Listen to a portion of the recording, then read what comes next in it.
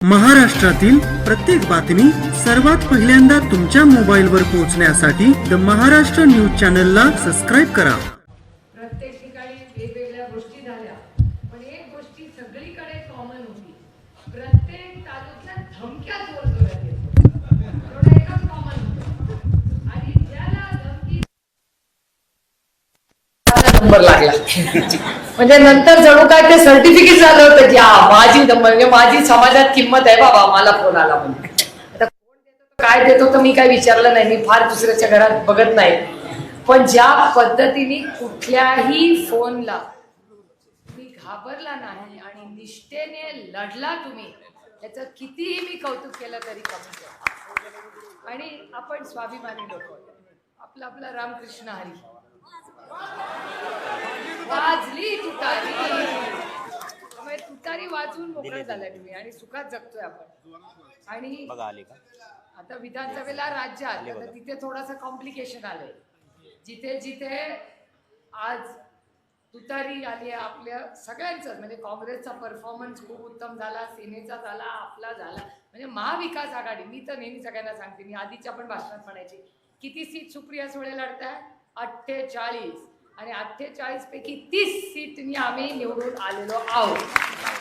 पण एक थोडंसं नुकसान आपलं झालं, ज्याचा आपण सगळ्यांनी नोंद घेतली पाहिजे आणि त्याचं थोडंसं चिंतन केलं पाहिजे. की आपली साताऱ्याची सीट आली असती, संजय आपण नंबर्स पाहिले असतील की शिंदे साहेबांची सीट ही काहीतरी 30-35 हजारांनी गेली 32, आणि ती जी तुतारी त्याला पिपाणी, पण तुम्ही त्याला पिपाणी म्हणता, पण इलेक्शन कमिशन त्याला तुतारी म्हणतं. त्याच्यामुळे लोकांमध्ये खूप कन्फ्युजन झालं आणि त्याच्यामुळे आपली सीट खरं त्या चिन्हाच्या गडबडीमुळे पडली खरं तर साताऱ्याला. त्याच्यामुळे पुढच्या मला वाटतं इलेक्शनला महाविकास आघाडी म्हणून मी काँग्रेस पक्षाचंही मार्गदर्शन मागीन आणि आपण पक्ष म्हणून त्याचा विचार केला पाहिजे की मी तर इलेक्शन कमिशनला आपण आपल्याही सीटला ऑब्जेक्शन घेतलं होतं.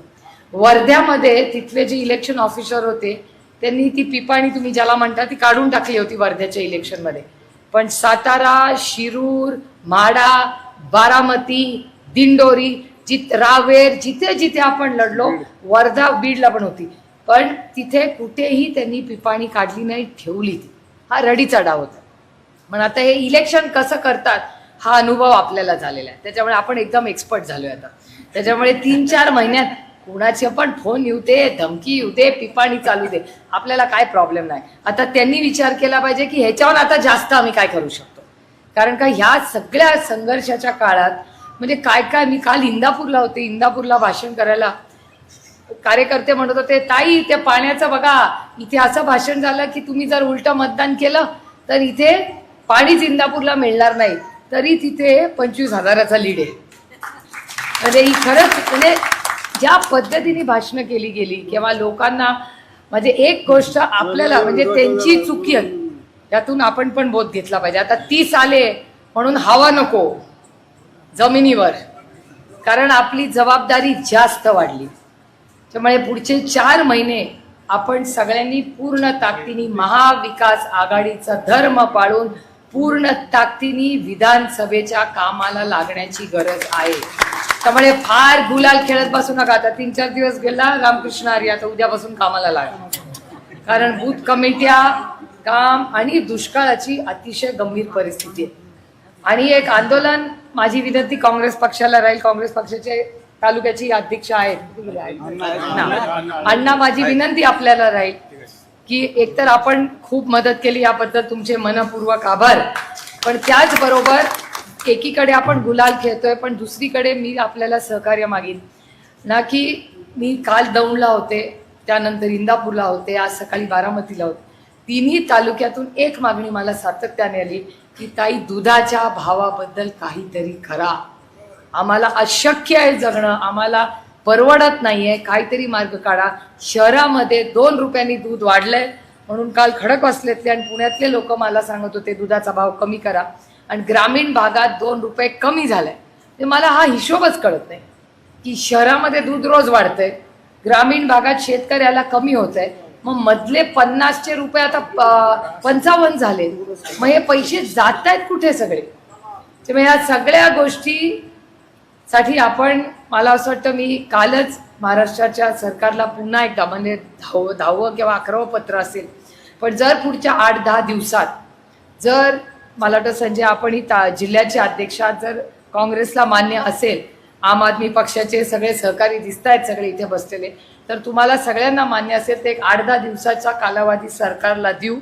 नाही जर आपल्याला निधी मिळाला तर ताकदीने रस्त्यावर उतरून, आज दुधाला भाव जोपर्यंत मिळत नाही त्या कामाला आपल्याला लागावं लागेल. म्हणजे एका बाजूला इलेक्शनचं काम विधानसभेच्या, आणि एका बाजूला चारा छावण्या, तुम्ही बघताय चारा छावण्या, टँकर वेळेवर येत नाही, चारा डेपो मागितला तर मिळत नाही, सगळी परिस्थिती. म्हणजे मला यायलाही उशीर याच्याचमुळे झाला. एकतर म्हणजे मला तर वाटतं मी पहिल्यांदाच इलेक्शन लढले का असं वाटतंय. एवढा गुलाल आयुष्यात कधीच खेळले नाही जेवढा 4 दिवस खेळते. काल तर 3.5 तास उशीर झाला. रात्री मी 9:30-10ला पोचले, इंदापूरला 6ला पोचायचो, तर रात्री काल 2 वाजले घरी जायला. आणि रस्त्यावर इंदापूरला पाऊस होता तरी कार्यकर्ते भिजत होते. जे एवढा, म्हणजे ह्या इलेक्शन मध्ये काय झालंय हेच समजेना मला. हा पाऊस लकी असतो तो काय.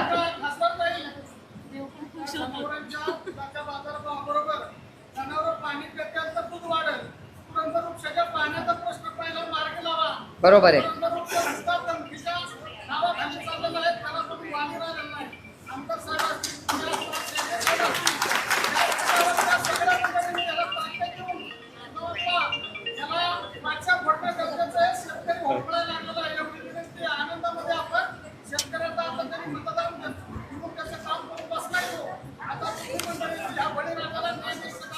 मान्य मान्य पूर्णपणे मान्य.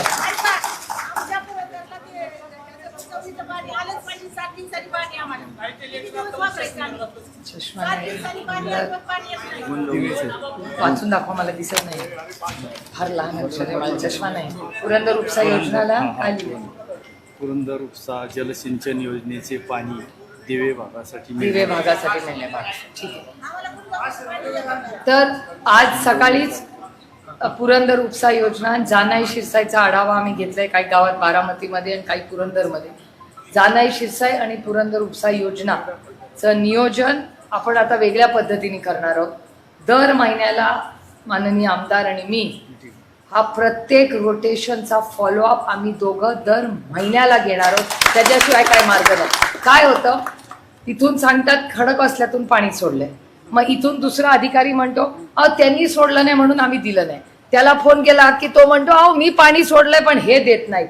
ऐसा सब नाही चलेगा. पूर्ण योजना एक कुणाच्या तरी जबाबदारीच्या, चांगलं झाले तरी तोच जबाबदार अधिकारी आणि नाही झालं तरी तोच जबाबदार. आपले सगळे सहकारी बिचारे इकडे, आणि जो पैसे भरतो त्याला पाणी मिळत नाही आणि चेहरा बघून पाणी दिलं. हे सब नाही चलेगा. अभी हे सगळं आता वेगवेगळ्या पद्धतीने चाललेलं, हे होणार नाही. आता चालवून घेणार नाही आणि खपवून तर घेणारच नाही. त्याच्यामुळे तुम्ही बिलकुल चिंता करू नका. या दोन्ही पाण्याच्या स्कीम त्या उत्तम पद्धतीने चालल्याच आहेत. करोडो रुपये खर्च करून या स्कीम केलेल्या आहेत आणि चालवायची जबाबदारी ही सरकारवर आहे. सरकार हे काय काम करतंय आपल्याला माहिती नाही, पण सकाळी मी बारामतीत होते तेव्हा रोहित भाषण करत होता आणि रोहित भाषण करता करता असं म्हणाला की आता हे सरकार काय फार दिवस नाही, ऑक्टोबरमध्ये इलेक्शन आहे, 4 महिन्याचंच सरकार आहे, त्याच्यामुळे फार काही चिंता करू नका, ऑक्टोबर पासून आपलंच राज्य येणार आहे. मी त्याला म्हटलं असं, पण ही गोष्ट खरी आहे की ज्या पद्धतीने लोकांनी आपल्याला ह्या इलेक्शनला साथ दिली आहे, खरं तर अगदी तोंडात आलेला घास घेतलाय. आपल्या 230 सीट आल्या आहेत, त्यांच्या काय फार आलेल्या नाही आहेत. आणि आज खरं खोटं देवालाच ठाऊक बाई. आता एक कार्यकर्ता मला सांगत होता, आता अशी बातमी आली आहे संजय, खरं खोटं मला माहिती नाही, मी काय दिल्लीत नव्हते, पण त्यांचं म्हणणं आहे त्या RSSनी काहीतरी निर्णय घेतलाय की त्यांना नेतृत्व बदल हवंय. असं मी नाही म्हणत आहे, असं काहीतरी त्या फोनवर आलंय. आता खरी खोटी बातमी आपल्याला माहिती नाही. आमचं म्हणणं आहे बदल करायचा आहे, नाही करायचं आहे ते काहीतरी करा, पण प्रशासनाला सुरुवात करा. जर तुम्हाला बसायचं नसेल आणि झेपत नसेल तर हम तो तयारी आहे, काय प्रॉब्लेम आहे. कारण का सरकार अतिशय उत्तम पद्धतीने केंद्रात किंवा राज्यात, आता मला सांगा सरसकट कर्जमाफी ही आपल्याच काळात काँग्रेस राष्ट्रवादीच्याच काळात झाली की नाही? सरसकट झाली होती सगळ्यांची. दुधाला भाव, इथे अतिवृष्टी झाली की दुसऱ्या दिवशी दिल्लीवरनं लोक यायचे की नाही आपल्याकडे? दुधाला भाव कधी कमी पडू दिला का? कधी कांद्याची निर्यात कधीतरी आपण बंद केली होती का? बसला की नाही फटका?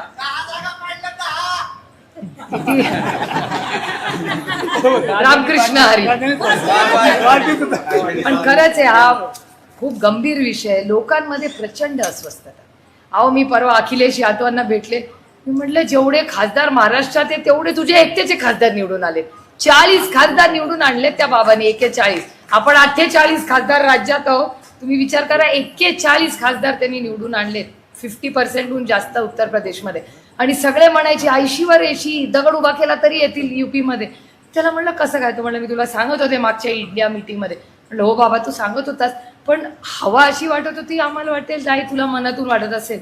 पण तुम्ही विचार करा, 41 खासदार असा माहोल असताना निवडून येणं ही खूप मोठी गोष्ट आहे. उत्तर प्रदेशमध्ये अहो अयोध्या पण हरले.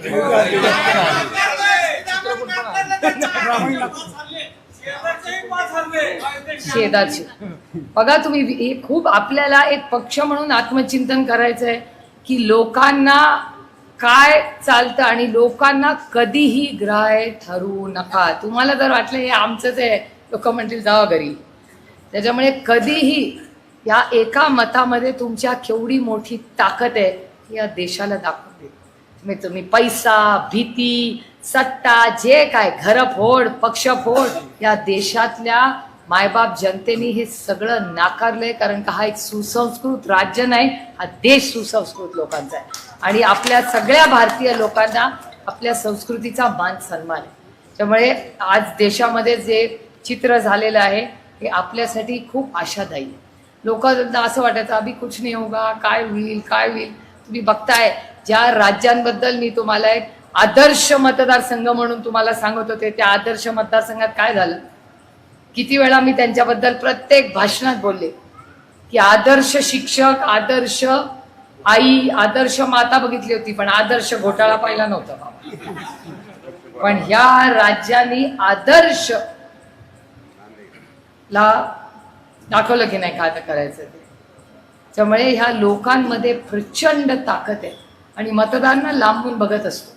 आम्ही इथून भाषण करत असतो तर सगळे त्याचे डोळे आपल्यावर असतात. आपल्याला वाटत असतं ऐकतायत, जुमलाबाजी इस देश में नाही चलेगा. आज तुम्ही 10 लाख म्हणा, 15 लाख अकाउंटमध्ये टाका आणि लोक म्हणतील बघा दाखवते इलेक्शनचं लागू तर ते, मग बरोबर बटन दाबतोय. त्यामुळे आपण सगळ्यांनीच आपण व्यासपीठावर बसलेल्या प्रत्येक माणसासाठी आहे की आपण आपला आनंद जरूर साजरा करूया, पण त्यांनी केलेल्या चुकीतून बोध घेऊया की काय चुकलं त्यांचं. आणि पुन्हा पुन्हा मी सांगते की 30 खासदार निवडून आले म्हणून कृपा करून हवेत जाऊ नका. अरे 30 आले म्हणजे आमचे 200 आमदारच आले. आपल्याला पुढचे 4 महिने अतिशय सतर्क राहावं लागेल. आपण सगळेच म्हणजे महाविकास आघाडी पूर्ण ताकदीने एकत्रपणे लढणार आहे. कालच परवाच्या दिवशी आम्ही दिल्लीला इंडिया मीटिंगला गेलो होतो, तेव्हा माननीय सोनियाजी, उद्धवजी नव्हते पण संजय राऊत साहेब होते. या सगळ्यांची चर्चा झालेली आहे. पुढच्या एक 8, 10, 15 दिवसामध्ये आपण एका बाजूनी आपण सगळ्या दुष्काळाच्या कामाला लागायचंय आणि एका बाजूनी महाविकास आघाडीच्या ऑक्टोबरच्या इलेक्शनला आपण सगळ्यांनी कामाला लागायचं आहे. आज आपण गेल्या महिना, 1.5 महिना, 3 महिने मोठ्या वेगळ्या संघर्षातून आपण सगळ्यांनी जी साथ दिली. मला आता चिठ्ठी आली आहे, निर्भय बनो टीमचं आभार माना. निर्भय बनो, काय दिवस आलेत बघा. मला निर्भय बनो टीमचा आभार मानावा लागतंय. आता सब निर्भय बन गे, आता बनो कसलं राहिलंय. आता लोकांनी निर्भय आहेत हे त्यांच्या मतामधून दाखवलेलं आहे. तुम्हाला एक गोष्ट सांगून मी तालुका सांगणार नाही. माझे बंधू श्रीनिवास पवार आणि मी परवाच्या दिवशी मतदानाच्या दिवशी एकत्र होतो. सगळ्यांनाच धाकधूक होती, कारण काय TV वाले 2 म्हणायचे येणार, 3 म्हणायचे नाही येणार.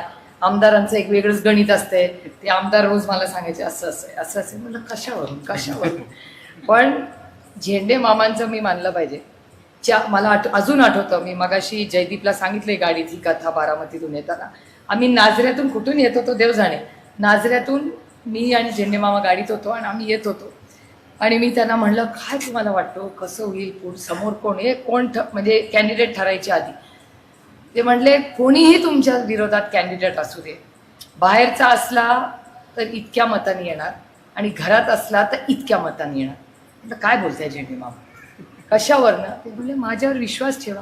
म्हटलं माझी खूप इच्छा आहे विश्वास ठेवायची, पण मला जरा ओव्हर कॉन्फिडन्स वाटतं. म्हणलं अहो मी लोकांना भेटतो. म्हणलं अहो मी लोकांना भेटते. ते म्हणले विश्वास ठेवा तुम्हाला, आणि तुम्हाला एक तालुका सगळ्यात जास्त मग कोणीही लढलं तरी मताधिक्य देईल, तो म्हणजे बारामती. ह्या एकटा माणूस म्हणत होता, बाकी सगळे म्हणायचे बारामती घासून चालेल, 50 ते पुढे जातील 10, 20, सगळे हिशोब करून करून सगळे थकले. पण झेंडे मामा हा एकच माणूस आहे ज्यांनी मला सातत्याने सांगितलं की तुम्हाला बारामतीला लीड मिळेल. कुठल्या भरोश्यात ते बोलत होते देव जाणे बाई. मी गाडीत आता पुन्हा त्यांना विचारलं, ते म्हणले मी असं गाडी घेऊन जायचो, फिरायचो, टपरीवर बसायचो आणि विचारायचो काय रे कुणाला मतदान करतो, असं तसं तसं. त्या गप्पातून त्यांनी स्वतःचा प्रायव्हेट सर्वे केला होता. पण एक खरंच ते मला म्हणले होते. आणि खूप एक वेगळं वातावरण राज्यात होतं, देशात होतं. आणि आपला एक समज असतो की पैसे आणि सत्ता यांनी मतं मिळतात. मला एका गोष्टीचा अभिमान आहे, 50 खोकेमुळे महाराष्ट्राची खूप बदनामी झाली, पण ह्या राज्यातला सर्वसामान्य मायबाप जनता ही विकली जात नाही. कोणीही कितीही पैसे खर्च करू दे, ती विकाऊ नाही. त्यामुळे 50 खोक्यांनी आपली बदनामी झाली असेल, ती बदनामी ह्या तुमच्यासारख्या मायबाप जनतेने भरून काढली आहे की महाराष्ट्र हा एक स्वाभिमानी पक्ष आहे. तो कधीही कुणासमोर न झुकलाय न कधीही झुकणार आहे. आणि मला आणि एका गोष्टीचा अभिमान वाटतो की आदरणीय पवार साहेबांना ह्या वयात जी तुम्ही सगळ्यांनी साथ दिली, तर आज मी हिंमत करून त्यांचं वय म्हणतेय, कारण का ते व्यासपीठावर नाहीये. कारण का त्यांचं वय काढलं की घरी जाऊन ते लेफ्ट राईट करतात की माझं वय कशाला काढतंय, तुम्ही स्वतःचं बघा तुम्ही. कारण का त्यांना म्हणजे त्या वयावर त्यांना काही विश्वासच नाहीये का काय, मला काही कळत नाही त्यांच्या वयाचं गणित. पण परवा सगळा रिझल्ट लागला आणि 8वी बीडची सीट लागली. त्याच्यानंतर तुम्हाला माहिती आहे बीडमध्ये काय काय झालं. त्याच्यानंतर रात्री सगळे शांत बसल्यावर मी त्यांना एकच प्रश्न विचारला, म्हटलं तुमच्या आईने तुम्हाला काय खायला घातलं? माझ्याकडे बघतायत असं काय प्रश्न विचारतेस तू? म्हणलं तुम्ही सगळी भावंड. बाई मी सांगते ना, ही लढाई मी जी लढले ही तुमच्या सगळ्यांच्या सहकार्याने. म्हणजे मी जेव्हा जेव्हा तुमच्या चेहऱ्याकडे बघायचे तर मला असं वाटायचं की हे जर इतक्या ताकदीने लढू शकता तर मला काय अडचण आहे लढण्यासाठी. त्यामुळे तुम्ही जी साथ या काळामध्ये दिली ही मी आयुष्यभर विसरणार नाही. हे फक्त इलेक्शनचं यश म्हणून नाही, पण नाती कशी जपायची आणि एखादा विचार कसा जपायचा हे कुणाकर शिकावं तर तुमच्यासारख्या खरंच विचारवंतांकडून. त्याच्यामुळे तमाम पुरंदरवासीय, काँग्रेस पक्ष, आम आदमी पक्ष, शिवसेना या आणि सगळ्या मित्र पक्षांच्या समोर मी नतमस्तक होते आणि आपल्या सगळ्यांना ग्वाही देते की आपल्या पाण्याचा प्रश्न असेल, आपल्या दुधाचा भावाचा प्रश्न असेल आणि पुरंदरचा सर्वांगीण विकास आम्ही सगळे म्हणून त्याच्यात सातत्य ठेवून विरोधात असलो किंवा सत्तेत असलो तरी त्याच वेगाने करू, याबद्दल आम्ही कटिबद्ध आहोत. आज आल्यानंतर अतिशय प्रेमाने आपण सगळ्यांनी जे माझं स्वागत केलं, मी गुलाल खेळून फार दिवस झाले पण आज काही सुटका नव्हती यांच्याकडून. त्याच्यामुळे त्यांनी जे धरलं ते फक्त मला वाटतं आमदार साहेब वाचले आज, त्याच्यामुळे ते आज वाचलेले आहेत. पण आता एक आधीच आत आले.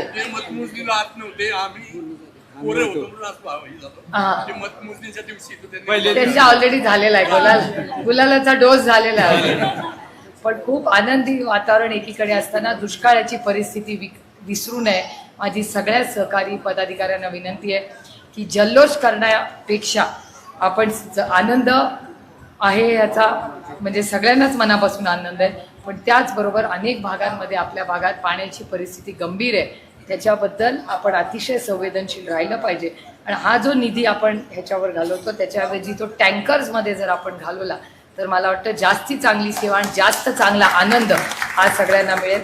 आज पुन्हा एकदा आपण आल्यानंतर अतिशय प्रेमाने स्वागत केलं, याबद्दल मनपूर्वक आभार मानते. आणखीन एक छोटी सूचना करून माझं भाषण संपवते की व्यासपीठावर सगळ्या सहकाऱ्यांना, नेत्यांना मी विनंती करीन की बूथमधल्या प्रचंड सगळ्याच पक्षाच्या बूथमधल्या कार्यकर्त्यांचा एक चांगला गेट टुगेदर वार बघून कर. बरोबर आहे ना आबा? एकादशीला ठेवतो म्हणतायत. कोणीच येणार नाही बा. आबा सांगा तुम्ही ठरवा बाबा. मंगळवार सोमवार नको, मंगळवार नको, शनिवार नको, बरोबर? रविवार. मग तुम्ही हा नाही नाही आपल्याला काय आता एकच लक्ष विधानसभा. त्याच्यामुळे आता पुढचे 4 महिने नवऱ्या मुलांना सांगितलंय की आता लोकसभेसाठी जरा घरातून सुट्टी दिली होती, आता विधानसभा होईस्तोवर जरा 4 महिने सुट्टी.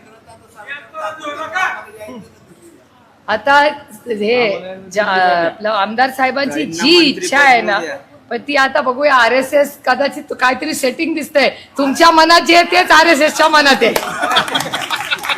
त्याच्यामुळे आता जो बदल व्हायचा आता बघूया काय होतं पुढच्या आठवड्यात. आपण आता थोडं वेट अँड वॉचच्या भूमिकेत आहोत. आपल्याला काय आतताईपणात करायचा नाही. लोकांनी एक विश्वासाने आपल्याला एक नंबर दिलाय. हे फोड, ते फोड, घर फोड, पक्ष फोड असल्या भानगडी आपण काही करत नाही.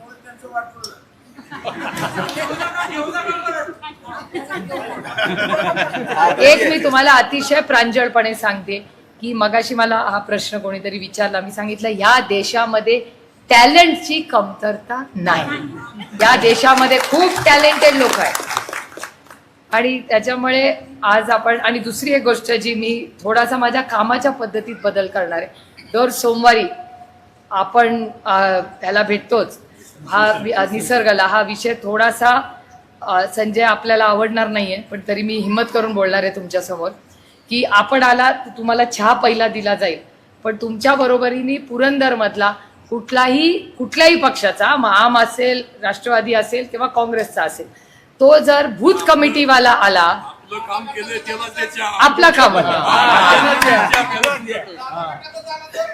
हा आणि असं कसं होईल. आपले आहेत ना सगळे. तर समजा संजय जगताप आले आणि काँग्रेस पक्षाचा बूथ कमिटीचा माणूस आला, दोघंही एकत्र आले, तर संजय जगतापांना चहा पहिला दिला जाईल, पण काँग्रेसच्या बूथ कमिटीचा काम पहिलं केलं जाईल. हा एक नवीन आपण रूल करणार की आमदारांचा म्हणजे जिल्हा परिषद अध्यक्ष सगळ्यांचा मान सन्मान होईल, पण त्यांना चहा आधी आणि यांचं काम आधी. आणि माझी झेंडे मामा आपल्याला विनंती आहे की आज नंतर जेव्हा जेव्हा तुम्ही पैसे निधी टाकता गावांमध्ये, तेव्हा बूथ कमिटीशी अध्यक्षाची आणि सगळ्या मित्र पक्षांचाही मान सन्मान करून निर्णय झाला पाहिजे, जो आपण शब्द दिला होता.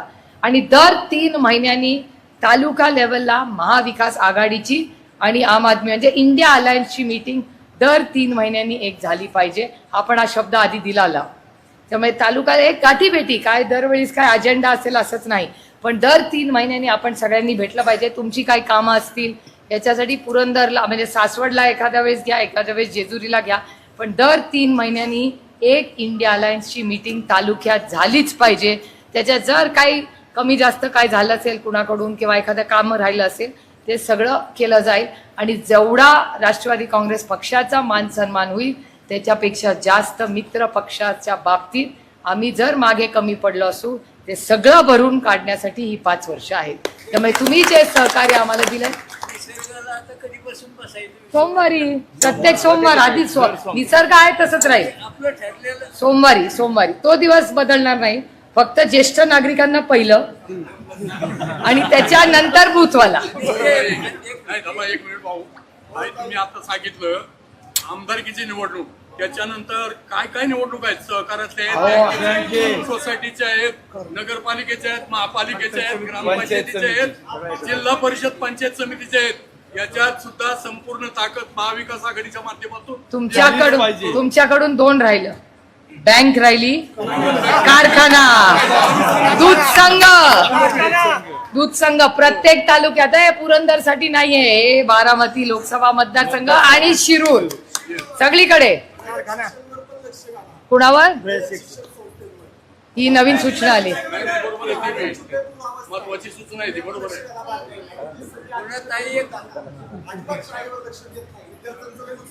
अच्छा, चांगली सूचना आहे. अध्यक्षांच्या कानावर घालीन राहील शिक्षण संस्थेच्या. पुणे जिल्हा शिक्षण मंडळ. ठीक आहे, आता एका वेळेस एक आता तुम्ही सगळंच ताट नको, धीरे धीरे. काय सासवडला आल्यावर माझ्याकडे पेढे खायला जायचे. साताऱ्याचे सॉरी कात्रजचे पेढे खायला येणार ते काय करायचे? ते पुढच्या आठवड्यात आता 5 वाजले. थोपटे साहेबांकडे जायचे नमस्कार करायला, आज आभार मानायला. पेढे खराब होऊन जाते. मग आता आणलेत का? अहो आमदारांना जायचंय, फुरसुंगीला काम आहे, आपल्याला काय. पण तुम्ही सगळे आज आल्या, अतिशय खेळीमेळीच्या वातावरणात आजचा कार्यक्रम झाला. पुन्हा एकदा आपल्या सगळ्यांचे मनपूर्वक आभार मानते. आणि पालखीचं काय? संत शिरोमणी ज्ञानेश्वर माऊली अलाहाबादी मध्ये आळंदी ते पंढरपूर या ठिकाणी प्रस्ताव. तर काय करायचंय? चालेल, चला. रामकृष्ण हरी. पत्रकारांना एक फोटो घ्यायचा होता.